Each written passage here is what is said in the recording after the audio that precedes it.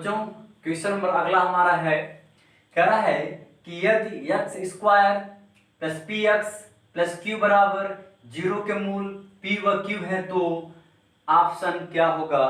और ये क्वेश्चन आपके AIEEE 2002 में पूछा जा चुका है। तो आइए इसको हम लोग शुरू करते हैं। तो सबसे पहले हम जानते हैं कि अगर P और Q उसका रूट है तो ये इस इक्वेशंस को संतुष्ट करेगा। तो इसको मैं यहाँ पे सॉल्व करूंगा। इक्वेशन क्या दिया हुआ है, x square plus p x plus q is equal to 0। तुम कहेंगे कि put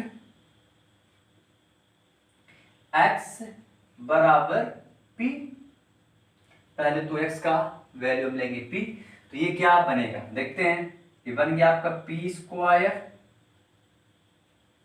plus p into P, क्या बनेगा पी स्क्वायर, यहाँ p है, x का वैल्यू p है तो क्या बन गया P square plus q is equal to 0।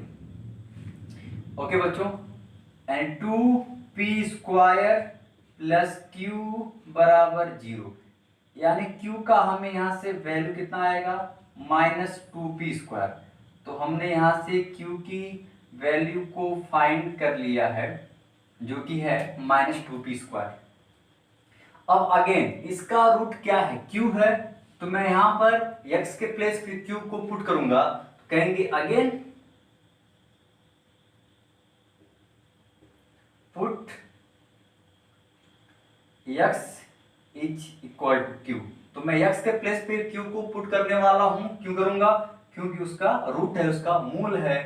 तो बन गया q स्क्वायर प्लस वहां p है q है, तो बन गया pq प्लस q बराबर 0। ओके बच्चों, और हमें q की वैल्यू पता है जो कि है -2p स्क्वायर। तो मैं जो q की वैल्यू है इक्वेशन नंबर 2 में पुट कर देता हूं, ठीक है।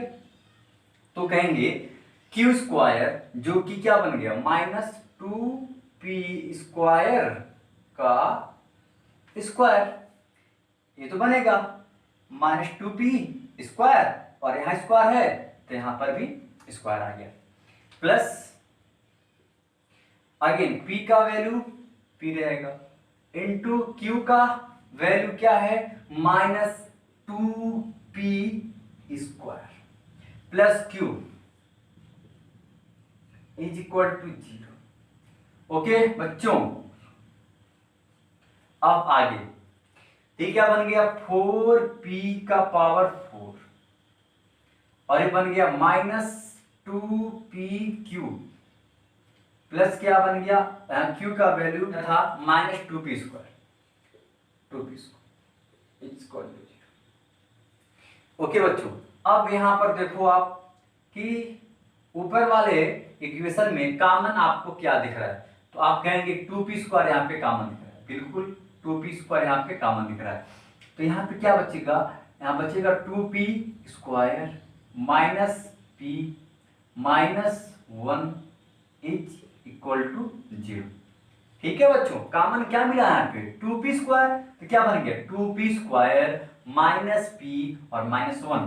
तो इसको मैं वहां पर पटकूंगा तो ये क्या बनेगा 0 बनेगा, तो वहां पटका खत्म हो गया वो 2p square minus p minus 1 is equal to 0।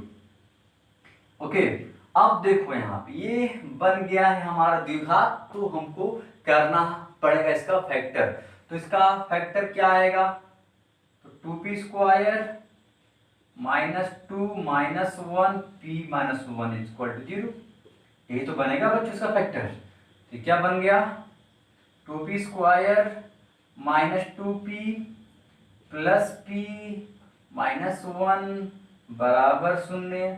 तो यहाँ पर कॉमन क्या 2p, कितना आ गया p -1, और यहाँ पे कॉमन क्या बच्चों, यहाँ पर कॉमन है +1, क्या बन गया p -1 बराबर 0। अब अगेन इन दोनों में कॉमन किया, ये टर्म यहाँ पे सेम ही हो गया, यानी कि फैक्टर हमारा सही है p -1, और ये क्या बनेगा 2 p प्लस 1 इक्वल टू 0। अब इसका वैल्यू 0 कब आएगा, जब ये 0 हो या ये 0 हो या दोनों 0। तो यहाँ पर बनेंगे दो केस, एक बार मैं इसको लूंगा 0 और एक बार इसको लूंगा मैं 0। यहाँ पर केस फर्स्ट लूंगा, यहाँ पे ये हमारा इक्वेशन में फर्स्ट आया हुआ था।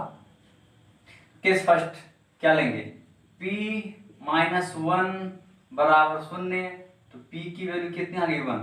तो हमको यहाँ से p की वैल्यू फाइंड हो गई है और q की वैल्यू क्या बनेगी, तो मैं यहाँ पर p का वैल्यू यहाँ पर चिपका दूंगा।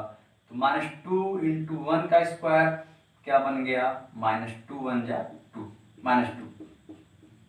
तो हमें q का भी वैल्यू मिल गया -2।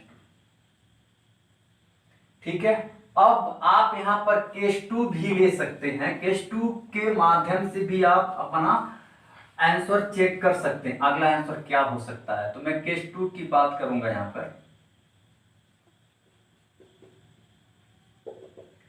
जो कि है 2p प्लस 1 बराबर 0।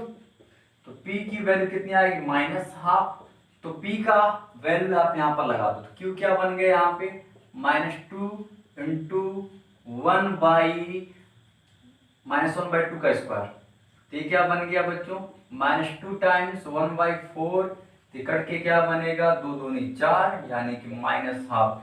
यानी कि p का वैल्यू भी -12 होगा और q का वैल्यू भी -12 होगा। तो हमारे पास या तो p q का वैल्यू ये होगा या तो ये होगा। चेक कर लेते हैं कि कौन सा मिल रहा है। p1 है, q -2। आपको ऑप्शन नंबर फर्स्ट दिख रहा होगा कि p का वैल्यू क्या लेंगे, 1 और लेंगे -2। इसको हम लोग यहाँ पे छोड़ देंगे। ठीक है, तो हमारा हो गया आंसर। इसको हम एक और तरीके से कर सकते हैं, इसको बहुत ही सिंपल वे में भी कर सकते हैं। तो बच्चों इसी क्वेश्चंस को हम एक और मेथड से सॉल्व करने का प्रयास करेंगे। तो आइए इसको हम लोग यहाँ पर प्रयास करते हैं। अल्टरनेटिव मेथड,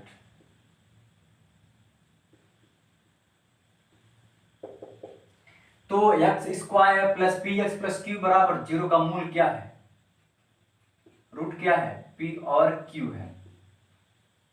इनके रूट्स क्या है बच्चों, p और q। तो पहले p प्लस q का वैल्यू आप यहां से फाइंड कर लो कि क्या होने वाला है। क्या बनेगा, -p बनेगा और p इंटू, तो यहां पर आप देखो q का वैल्यू क्या बनेगा, -p यानी कि -2p।